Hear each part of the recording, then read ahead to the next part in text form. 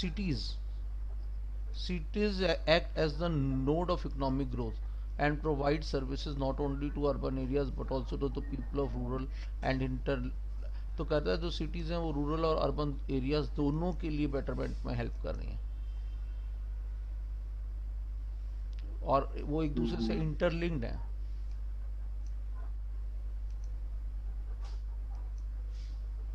किससे? रूरल से। Rural and urban settlement have a social relationship. Rural people are less mobile, social relation among them are intimate. Urban people on the other hand, life is complex, fast. तो वो कह रहा है कि एक तो रूरल सेटलमेंट के people less mobile होते हैं, मगर उनकी एक दूसरे से जो दोस्ती होती है और जो उनका रिलेशन होता है वो एक दूसरे से बहुत स्ट्रांग होता है। अर्बन एरिया के लोग इधर से उधर तक तेज़ी से भागते हैं, उनके पास बढ़िया घोड़े गाड़ियाँ होती हैं, मगर फिर भी उनके सोशल रिलेशन बहुत बेकार होते हैं।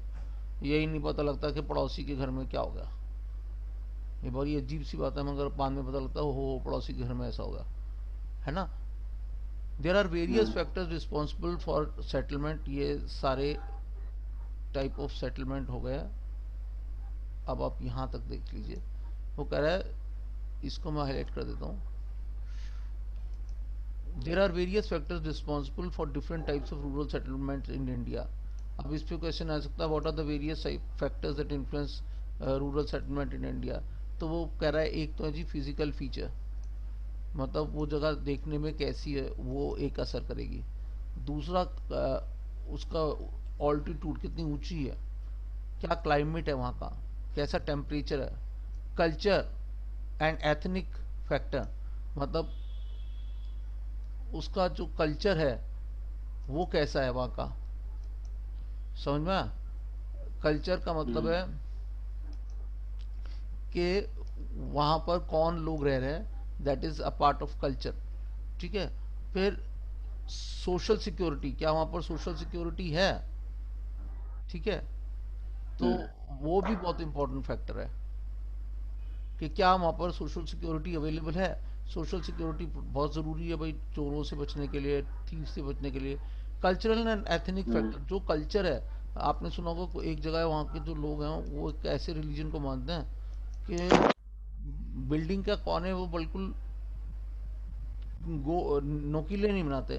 क्यों? क्योंकि वो सोचते हैं भगवान निकलेंगे पानी के अंदर से और उनको चोट लग जाएगी, तो इसलिए वो कभी भी दीवार का कोना गोल गोल ही बनाता है।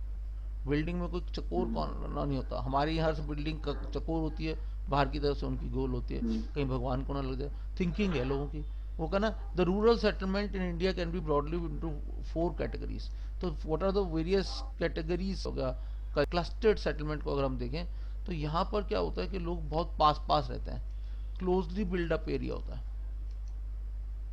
पहली बात आप समझ लीजिए कि यहाँ का एरिया बहुत क्लोजली बिल्डअप होता है, ठीक है। दूसरा हम क्या देखते हैं, बहुत फर्टाइल एलोवियल प्लेन में बनती हैं ये, ठीक है। बुंदेलखंड, सेंट्रल नागालैंड वगैरह में ये एग्जिस्ट करती हैं, ठीक है। और यहाँ पर मैक्सिमम यूटिलाइजेशन ऑफ वाटर, पानी की कोई कमी नहीं है। गुड। उसके बाद हम क्या देखते हैं, सेमी क्लस्टर्ड सेटलमेंट। ये सेटलमेंट्स जो हैं ये एक डिफरेंट टाइप की सेटलमेंट है। जो क्लस्टर सेटलमेंट थी उसमें कंसंट्रेशन ऑफ पीपल पास पास था, और एक करेक्टर क्या था कि लोग पास पास रह रहे थे। अ, दूसरा क्या था, लोग क्लोजली निट थे एक दूसरे से, है ना। और क्या हमने करेक्टर देखा था, ये फर्टाइल प्लेन्स में एग्जिस्ट कर रही थी, और ये कंपैक्ट थी settlement.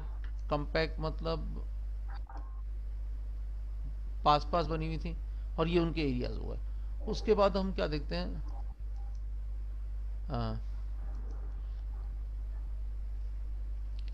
Semi clustered settlement. Semi clustered settlement में अगर हम देखें तो क्या करेक्टर उसने बताया है कि यहाँ पर कास्ट बड़ा इंपॉर्टेंट रोल प्ले करती है। सेमी क्लस्टर सेटलमेंट में बहुत ही इंपॉर्टेंट रोल प्ले कर रही है कास्ट, समझ में। तो या अब हम देखते हैं क्लस्टर सेटलमेंट में be a result of tendency of people to clustering around तो अभी हमने सेमी क्लस्टर्ड पढ़ी थी, अब हम सेमी क्लस्टर्ड पढ़ रहे हैं। इसमें मैंने बोला कास्ट सबसे इम्पोर्टेंट फैक्टर है। तो अब हमारे को वर्ड ढूंढना पड़ेगा कि कास्ट कहाँ लिखा है। इसके अंदर एक वर्ड मिलेगा आपको, कास्ट। ये आधी इन सेटलमेंट्स में एक क्या करेक्टर होता है कि segregation of settlement of a large compact village. तो विलेज जो होती है कंपैक्ट होती है, और हम इसको हाईलाइट कर देते हैं। और मेन क्या होता है इसमें, क्या होता है, the land owning dominant class occupies the central part, whereas the people of lower and menial class settlement on the flanks. तो और जो लोग होते हैं वो कोनों में सेटल हो जाते हैं। गुजरात और राजस्थान में पाई जाती है सेटलमेंट। ठीक है। और क्या करेक्टर बताया, एक तो वो इसके अंदर डोमिनेंट कम्युनिटी, मतलब जो बीच में लोग रह रहे हैं वो डोमिनेंट कम्युनिटी होती है। ऑलराइट, सीखते हैं हेमलेटेड सेटलमेंट। ये भी बहुत एक एथनिक फैक्टर इसमें सबसे इंपॉर्टेंट होता है। इसमें सबसे इंपॉर्टेंट फैक्टर है एथनिक फैक्टर। एथनिक फैक्टर मतलब एक पर्टिकुलर, जैसे ट्राइबल एरिया हुआ तो वो एथनिक इथेनिसिटी से बना हुआ एरिया होता है। तो इसमें जैसे वो पूरी की पूरी सेटलमेंट जो है उसमें सारे के सारे जो उसका कल्चर है वो सबसे बहुत इंपॉर्टेंट रोल प्ले करता है। उसमें क्या होता है कि पूरी की पूरी कम्युनिटी अपना खाना एक ही जगह पे रखेगी, है ना। जैसे धानी है, धानी मतलब राइस, वो एक जगह पे रखेगी। अलग अलग जगहों पे अलग अलग चीज़ें कम्युनिटी टुगेदर रखेगी। ठीक है। तो ऐसी टाइप ऑफ सेटलमेंट जो है ये कहाँ पर पाई जाती हैं, लोअर गंगा प्लेन में, छत्तीसगढ़ में और हिमालयाज के पास ये पाई जाती हैं सेटलमेंट्स। ठीक है। तो ऐसी अभी हम रिवीजन दे देते हैं। क्लस्टर्ड सेटलमेंट, पास पास रहने वाली सेटलमेंट, और पानी ज़्यादा होना चाहिए। सेमी क्लस्टर सेटलमेंट, यहाँ पर सबसे इम्पोर्टेंट है कि कास्ट इंपॉर्टेंट रोल प्ले कर रही है। हायर और डोमिनेंट कास्ट जो होती है या कम्युनिटी जो होती है वो प्ले करती है। और जो तीसरा वाला जो फैक्टर है इसके अंदर, सबसे इम्पोर्टेंट फैक्टर है कि हम देखते हैं कि ये जो सेटलमेंट है इसमें एथनिक फैक्टर सबसे इम्पोर्टेंट है, और ये लोअर गंगा प्लेन्स में पाई जाती है। अब हम डिस्पर्स सेटलमेंट को देखते हैं। डिस्पर्स सेटलमेंट दूर दूर दूर दूर लोग रहते हैं, जंगलों में पाई जाती है। समझ में? तो ये जो सेटलमेंट है इसको डिस्पर्स सेटलमेंट कहते हैं, और यहाँ पर लोग एक दूसरे से दूर दूर रह रहे हैं। अगर हम देखें कहाँ पर कौन से टाइप के एरिया में पाई जाती है, पहाड़ी एरियाज़ में पाई जाती है, क्योंकि ज़मीन रिमोट जंगल्स में पाई जाती है, पहाड़ी एरियाज़ में पाई जाती है ना। और आइसोलेटेड होते हैं, डिस्पर्स मतलब आइसोलेटेड, आइसोलेटेड मतलब दूर दूर, है ना। उसके बाद वो क्या कर रहा है कि ये जो सेटलमेंट होती है many areas of Meghalaya, Uttarakhand, Himachal Pradesh, इस तरीके की सेटलमेंट वहाँ पर पाई जाती है। फिर आता है अर्बन सेटलमेंट। अर्बन सेटलमेंट में अगर हम देखें तो अभी तक हमने ये जो सारी पढ़ी थी ये रूरल सेटलमेंट के टाइप थे। तो अगर क्वेश्चन आता है what are the types of rural settlement, तब आप ये आंसर करेंगे कि rural settlement is made up of 1 2 3 4 types. हाँ, तो अगर हम 4 टाइप्स की सेटलमेंट्स में पूछें कि अब वो क्या कह रहा है कि सेटलमेंट, अर्बन सेटलमेंट्स में इवोल्यूशन ऑफ टाउन्स है ना, वो बड़ा आसान तरीका याद करने का। आप एक तरीके से याद कर लो कि एक हिंदू टाउन से, एंशियंट टाउन्स को हम हिंदू टाउन्स की तरह याद करते हैं अपने दिमाग में, लिखते एंशियंट टाउन्स हैं। अगर देखो हिंदू से रिलेटेड जगह हैं जो, उनको देखो तो प्रयागराज एक हिंदू सा नाम है और हिंदुज़म से रिलेटेड है, पाटलिपुत्रा बुद्धिज़्म से रिलेटेड है, मदुरई। तो ये जो है ये सब पुरानी जगहें हैं। तो ये आपकी पुरानी जगहें हो गई, है ना, आपने इनको मार्क कर लिया। फिर जब मुस्लिम्स आए तो मुस्लिम्स का जो पीरियड था उसको हम एक तरीके से, जो मुस्लिम्स का पीरियड था उसको हम मीडिएवल से जोड़ लेते हैं, क्योंकि जब ये बाबर वगैरह आए थे तो मीडिएवल पीरियड था, समझ में आया उस, तो वो मिडिएवल पीरियड को हमने मुस्लिम पीरियड से जोड़ दिया। तो अगर हम मुस्लिम नामों से देखें तो हैदराबाद, ये बहुत एग्जैक्टली हैदराबाद को आप देखो तो वो बिल्कुल एक मुस्लिम सा नाम है, आप उससे आराम से सेट कर लोगे दिमाग में कि हाँ भाई। तो मगर आप टाउन का नाम मुस्लिम नहीं लिखोगे, टाउन का नाम लिखना पड़ेगा मिडिएवली। ठीक है, लखनऊ, आगरा, ये दोनों को ले लो, ये बहुत आसानी से आपसे को याद हो जाएंगे मुस्लिम टाउन्स की तरह। और मुस्लिम टाउन मतलब मीडिएवल टाउन, क्योंकि मीडिएवल पीरियड में मुस्लिम्स जो थे इंडिया पे राज कर रहे थे। तो ये फिर आता है मॉडर्न टाउन। मॉडर्न टाउन अगर हम देखें वो टाउन हैं जो ब्रिटिश बना के गए। तो मॉडर्न टाउन जो थे अगर आप देखो तो वो कई सारी जगहों पे बनाए उन्होंने, कोस्टल एरियाज में बने। अगर आप देखो तो British and Europeans have developed a number of towns in India. तो जब ब्रिटिश आए तो उनका इन्फ्लुएंस सारे में रहा। और वो जो इन्फ्लुएंस है अगर हम देखें तो मुंबई में, कोलकाता में, जहाँ जो उनकी कैपिटल सिटी थी दिल्ली में, तो उन जगहों में उनका बहुत ज़्यादा इन्फ्लुएंस रहा। ठीक है, गोवा में भी आप देखो तो गोवा तो बहुत ही ज़्यादा पोर्टुगीज का ओरिजिन है उसमें, है ना।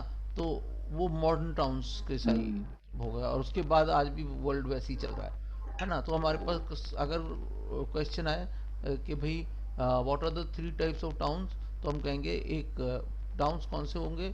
सबसे पहले हम कहेंगे ये question evolution of towns 3 number का आएगा, लिख लो 3 नंबर का क्वेश्चन है। उसके बाद ये जो टॉपिक है यहाँ पर ये एक छोटा क्वेश्चन आता है, after independence large number of towns have been developed as administrative headquarters.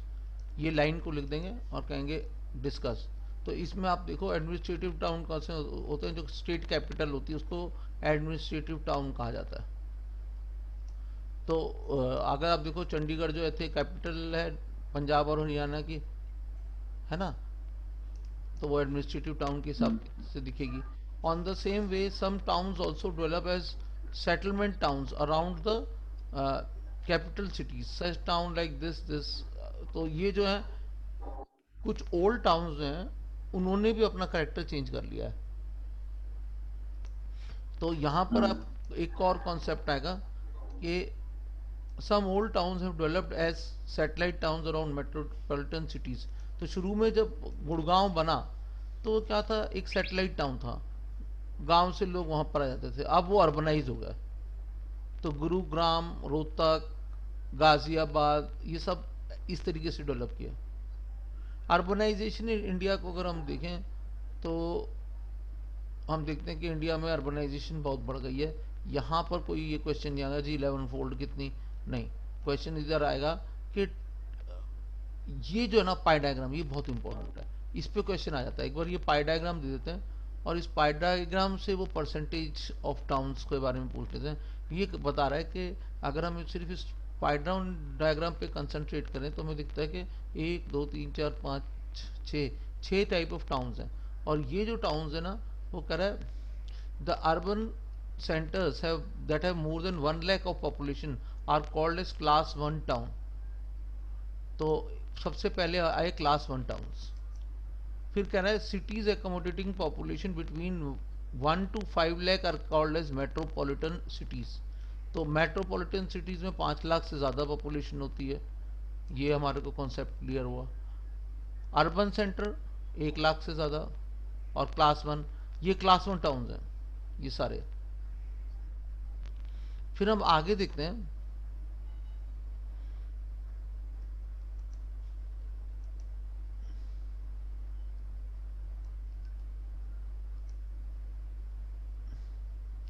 कि यहां पर उसने कहा एन अर्बन एग्लोमरेशन में consist of 3 or more following combination, a town and adjoining urban growth.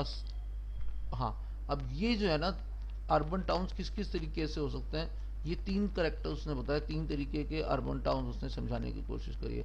ये बहुत अच्छा तरीका है अर्बन सिटीज को याद करने का।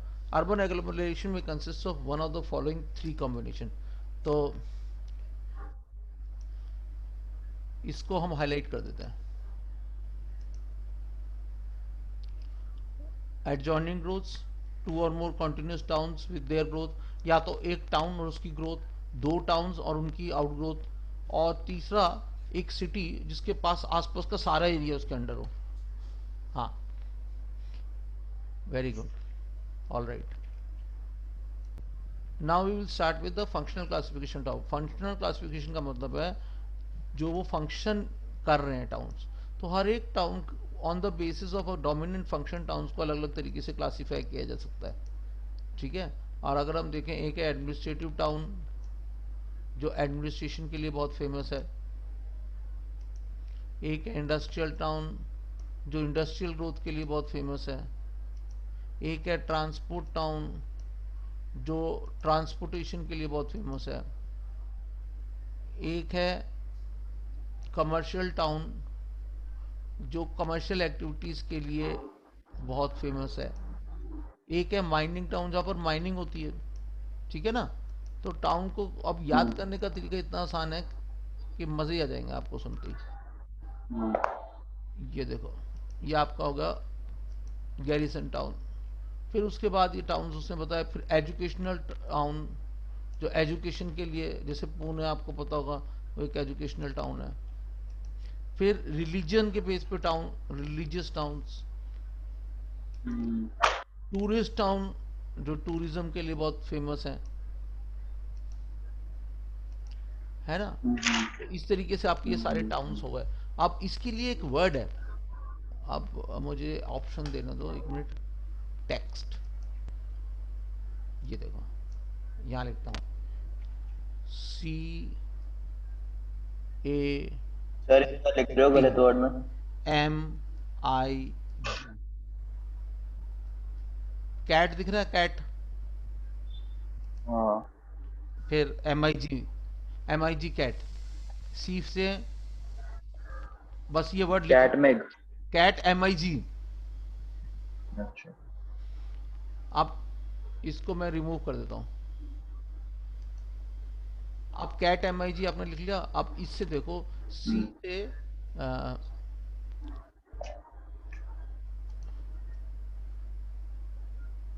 कमर्शियल टाउन है ना, ए से एडमिनिस्ट्रेटिव टाउन, ठीक है। सी से कमर्शियल टाउन, ए से एडमिनिस्ट्रेटिव टाउन, टी से ट्रांसपोर्ट टाउन, एम से माइनिंग टाउन, एम आई से इंडस्ट्रियल टाउन, और टी से ट्रांसपोर्ट टाउन, और जी है तो garrison town. Cat M I T या कैट एम आई जी, बहुत तरीके से ये समझ होगा। So we can say that this chapter is now concluded. Thank you.